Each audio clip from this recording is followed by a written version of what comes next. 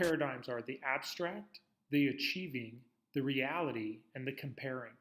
In the abstract paradigm, we look at where do I believe I am now versus where do I really want to be. Achieving is where do I want to be versus where I really am. Reality is who is doing the best in the industry or in my office, or who am I comparing myself to versus where I really am. And comparing is where do I believe I am now versus who is doing the best. Now, the big question that we often ask ourselves is, where do we really believe we are? Think about this as like your Facebook face. This is the part of you that when somebody says, hey, how are you? We oftentimes just tell them the positives that are going on in our lives. We don't talk about the negativity or the things that are maybe more challenging to us. We don't say, thank you for asking. I'm having a big challenge at work right now and I'm having trouble overcoming it. We say life is good and work is good and my family's good. Oftentimes, like on Facebook, we don't really see the negative things that people are going through on Facebook. We see all the positives, like where they went on vacation and where they're having dinner that night. And then the next question is, where do you really want to be?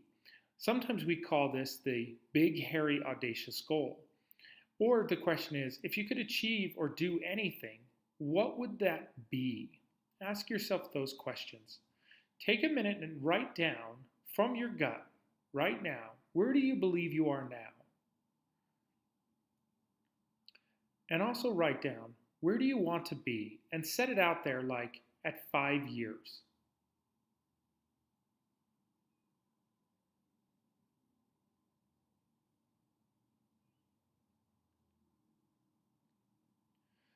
Now, I know some of you, when I ask this question, you think to yourselves, well, I don't really know where I want to be, or I don't know where I'm going. Well, that reminds me of the story of the Cheshire Cat from Alice in Wonderland, where where Alice says to the cat, would you please tell me which way I ought to go from here? That depends a great deal on where you want to get to, said the cat. I don't much care, says Alice. Then it doesn't matter which way you go, said the cat. If we don't have a destination in mind, it doesn't really matter what path we take. So then our lives, we tend to meander through life, starting on a path, zigzagging up and down and wherever we go. And when somebody asks you, they say, well, where are you going? Well, you say, well, I'm going to this goal that I have, this big, hairy, audacious goal that I set out.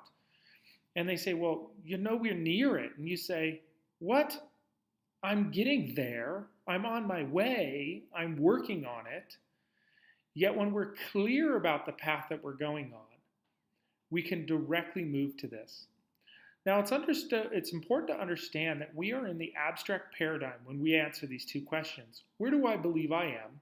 And where do I want to be? This is abstract thinking. Abstract thinking is under System 1 thinking. Remember from our prior teachings that System 1 thinking is our instinctual thinking. It's our reaction. It's lazy type thinking where it's just the most efficient that we have. We tend to go right to judgments, predispositions. Sometimes we're typecasting or stereotyping other people or situations in order to make the process of thinking about it simple. In abstract thinking, things seem better than they actually are. We oftentimes overlook the negatives in our lives. We overestimate our personal abilities and we underestimate the tasks ahead. That leaves us underprepared for the true reality of the task. Think about it. Have you ever said to somebody, oh, I'm going to go accomplish XYZ, and then come to find out that XYZ is actually very challenging to accomplish, and you know it's within your ability to do it, but you underestimated the time, energy, and preparedness required to achieve that goal. See, you made that decision in your abstract paradigm or your System 1 thinking. When we're working from our System 1 thinking, we're operating unconsciously, without focus, because we have no logical system of measurement. Another way to say it is, you're doing it your way. People say, well, I'm just going to go about doing it my way. And that for me means I actually have no plan at all. In order to achieve our goal, we actually have to shift into the comparing paradigm. We have to go through a process in order to get to our goal. This is extremely important in the process of goal setting, is to understand what is the reality or what are the opportunities in the market that exist. The way we measure this is to see who is already out there, who is doing it. Who is already out there that's doing it at a much higher level than we are. And this raises the lid of our possibility or our potentiality within business. If nobody else is doing it, then we really don't have a yardstick of measure. Now, fortunately in real estate, many people have done it before us. And all we simply have to do is look within our own reality and see who is performing within our area currently, or who we choose to compare ourselves with currently that we can benchmark ourselves against. Now, this is fairly logical. If you were a professional runner, it's very logical that you would say to yourself, well, what I need to do is I need to go out and find out who is the fastest runner. And then I need to benchmark myself against the fastest runner in order to become one of the fastest runners. And the closer I get to this person's time, the higher likelihood I would have a chance to beat them or match them or become one of the top runners in the industry. The same is true with any business. If you can model after somebody else or benchmark yourself after somebody else, you're going to have a higher likelihood to achieve this. Now, we know that the reason that we don't compare ourselves to others is it's not comfortable. It makes us feel less than. We know we're in the comparing paradigm when our ego is in charge. We feel low energy, and we really don't want to know the truth. Because shifting from the abstract to the reality paradigm relies on us shifting to system 2 thinking. It relies us to measure and to dig deeper, and we don't really want to make that effort. We don't really want to see our limitations. We oftentimes know that we're in this place when we believe others are cheating or have an advantage over us in some way. Well, their family has a lot of money, or they started off with a better situation than my situation, whatever it is. We often feel overwhelmed when we see the reality of what others are doing. Our actions in this paradigm are typically paralyzed. It's an uncomfortable place to be. Yet, reality lies in the possibility. See, or in the reality lies the possibility. By looking at what other people are achieving, we know that we can achieve more. Now, this is not a place of comparing ourselves to others. This is simply looking at the opportunities that exist within the marketplace. So I have this quote here to remind ourselves. If we compare ourselves to others, we are sure to find differences. Meaning if you compare yourself to somebody else, anybody else, somebody who's performing higher than you or lower than you, somebody who's more attractive than you or less attractive than you, somebody who weighs more than you, somebody who weighs less than you, you're always going to see the differences and not the commonalities. It's the commonalities that we want to look for to find the way to success. Now, we cannot stay in the comparing paradigm. We must look at the opportunities that truly lie within the comparing paradigm and shift from this reality to the reality paradigm. In the reality paradigm, this is strictly system 2 thinking. We know we're in system 2 thinking because we're measuring logically without the need for emotion. We're thinking about who is achieving the best and where am I really at. Where am I really at means how much is in my savings account? How much money am I saving every month? What is the profitability of my business? What are the expenses of my business? How many units must I generate each month in order to achieve my goal? How many units must I achieve each year in order to achieve my goal? Where am I at now on track? Is it realistic for me to achieve my goal within the amount of time? See, to stay in the reality paradigm takes much time and concentration. It takes effort. In fact, they've proven that over time, to stay into the reality paradigm, the system 2 thinking actually drains your attention levels and your glucose levels in your body. Yet, we know that numbers don't lie. This is important because it's easy for us in the abstract paradigm to overemphasize where we're actually at. But in the reality paradigm, we're strictly looking at numbers as a system of measurement without emotion. And when we acknowledge that the numbers don't lie, then we know if we're on track or not on track to achieve our goals. Now understand that in the system 2 thinking, we tend to overemphasize the gap, and we also typically underestimate our personal ability to achieve our goal. It was Bill Gates who said that people tend to overestimate what they can do in 1 year and underestimate what they can do in 10. This is exactly an example of System 1 and System 2 thinking. System 1 thinking, the abstract paradigm, is overestimating what you can do in 1 year. System 2 thinking is to underestimate what you can do in 2.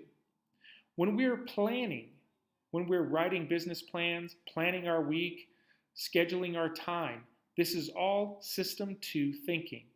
Thinking about what is your day going to look like this week, today, what are the tasks that have to be accomplished, what are the most important tasks that must be accomplished each day in order for you to achieve your goal, what are the key measures that are going to keep you on track and hold you accountable to achieve your goal.